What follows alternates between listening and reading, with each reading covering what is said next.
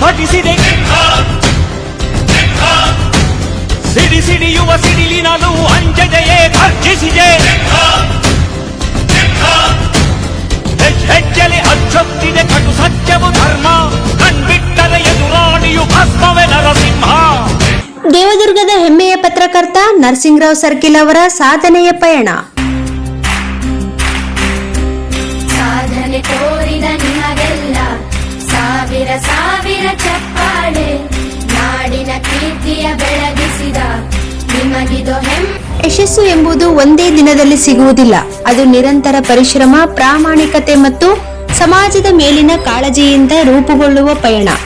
ಅಂತಹ ಸಾಧಕರಲ್ಲಿ ದೇವದುರ್ಗ ತಾಲೂಕಿನ ಹೆಮ್ಮೆಯ ಹೆಸರು ನರಸಿಂಗರಾವ್ ಸರ್ಕಿಲ್.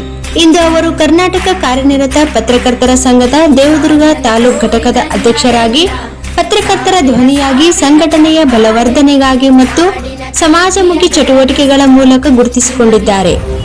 ಅವರ ವೃತ್ತಿ ಜೀವನ ಸಾಮಾನ್ಯ ಪತ್ರಕರ್ತನಾಗಿ ಆರಂಭವಾಯಿತು.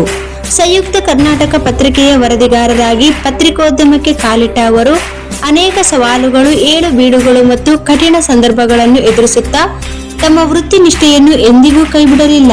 ನಂತರ ವಿಜಯ ಕರ್ನಾಟಕ ಹಾಗೂ ರಾಯಚೂರು ವಾಣಿ ಪತ್ರಿಕೆಗಳಲ್ಲಿ ತಮ್ಮ ಸೇವೆ ಸಲ್ಲಿಸಿ ತಮ್ಮ ನಿಷ್ಪಕ್ಷಪಾತ ವರದಿ, ಜನಪರ ಧೋರಣೆ ಮತ್ತು ವೃತ್ತಿಪರತೆಯಿಂದ ಉತ್ತಮ ಹೆಸರು ಗಳಿಸಿದರು. ಪ್ರಸ್ತುತ ಅವರು ಕನ್ನಡಪ್ರಭ ಪತ್ರಿಕೆಯ ವರದಿಗಾರರಾಗಿ ಸೇವೆ ಸಲ್ಲಿಸುತ್ತಿದ್ದು, ಸಮಾಜದ ಧ್ವನಿಯನ್ನು ಜನರ ಮುಂದಿಡುವ ಕಾರ್ಯವನ್ನು ನಿರಂತರವಾಗಿ ಮುಂದುವರಿಸುತ್ತಿದ್ದಾರೆ. ಪತ್ರಿಕೋದ್ಯಮ ಮಾತ್ರವಲ್ಲ, ಸಾಹಿತ್ಯ ಕ್ಷೇತ್ರದಲ್ಲಿಯೂ ನರಸಿಂಗರಾವ್ ಸರ್ಕಿಲ್ ಅವರ ಕೊಡುಗೆ ಗಮನಾರ್ಹವಾಗಿದೆ. ಕನ್ನಡ ಸಾಹಿತ್ಯ ಪರಿಷತ್ತಿನ ದೇವದುರ್ಗ ತಾಲೂಕು ಅಧ್ಯಕ್ಷರಾಗಿ ಕಾರ್ಯನಿರ್ವಹಿಸಿದ ಅವಧಿಯಲ್ಲಿ ತಾಲೂಕು ಕನ್ನಡ ಸಾಹಿತ್ಯ ಸಮ್ಮೇಳನವನ್ನು ಯಶಸ್ವಿಯಾಗಿ ಆಯೋಜಿಸಿ ಸಾಹಿತ್ಯಾಸಕ್ತರ ಮೆಚ್ಚುಗೆಗೆ ಪಾತ್ರರಾದರು. ಕನ್ನಡ ಭಾಷೆ, ಸಾಹಿತ್ಯ ಮತ್ತು ಸಂಸ್ಕೃತಿಯ ಬೆಳವಣಿಗೆಗೆ ಅವರು ಸಲ್ಲಿಸಿದ ಸೇವೆ ವಿಶೇಷವಾಗಿದೆ. ಪ್ರಸ್ತುತ ಅವರು ಚುಟುಕು ಸಾಹಿತ್ಯ ಸಮ್ಮೇಳನದ ಜಿಲ್ಲಾಧ್ಯಕ್ಷರಾಗಿ ಕಾರ್ಯನಿರ್ವಹಿಸುತ್ತಿದ್ದು, ಸಾಹಿತ್ಯ ಚಟುವಟಿಕೆಗಳಿಗೆ ಹೊಸ ಚೈತನ್ಯ ತುಂಬುವ ಕೆಲಸ ಮಾಡುತ್ತಿದ್ದಾರೆ. ಯುವ ಬರಹಗಾರರಿಗೆ ಪ್ರೋತ್ಸಾಹ ನೀಡುವುದು, ಸಾಹಿತ್ಯ ಕಾರ್ಯಕ್ರಮಗಳನ್ನು ಸಂಘಟಿಸುವುದು ಮತ್ತು ಕನ್ನಡದ ಮೇಲಿನ ಅಭಿಮಾನವನ್ನು ಬೆಳೆಸುವುದು ಅವರ ಪ್ರಮುಖ ಧ್ಯೇಯವಾಗಿದೆ. ಒಬ್ಬ ಪತ್ರಕರ್ತನಾಗಿ, ಸಂಘಟಕರಾಗಿ, ಸಾಹಿತ್ಯ ಪ್ರೇಮಿಯಾಗಿ ಮತ್ತು ಸಮಾಜಮುಖಿ ವ್ಯಕ್ತಿಯಾಗಿ ನರಸಿಂಗರಾವ್ ಸರ್ಕಿಲ್ ಅವರು ದೇವದುರ್ಗದ ಯುವಜನತೆಗೆ ಆದರ್ಶ ವ್ಯಕ್ತಿಯಾಗಿದ್ದಾರೆ. ಅವರ ಜೀವನವು ಪರಿಶ್ರಮ, ಭದ್ರತೆ ಮತ್ತು ಸೇವಾ ಮನೋಭಾವದ ಜೀವಂತ ಉದಾಹರಣೆಯಾಗಿದೆ.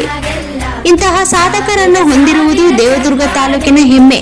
ಅವರ ಸೇವೆ ಇನ್ನಷ್ಟು ವಿಸ್ತರಿಸಲಿ, ಪತ್ರಿಕೋದ್ಯಮ ಮತ್ತು ಸಾಹಿತ್ಯ ಕ್ಷೇತ್ರದಲ್ಲಿ ಇನ್ನೂ ಹೆಚ್ಚಿನ ಸಾಧನೆಗಳನ್ನು ಮಾಡಲಿ ಎಂದು ಹಾರೈಸೋಣ.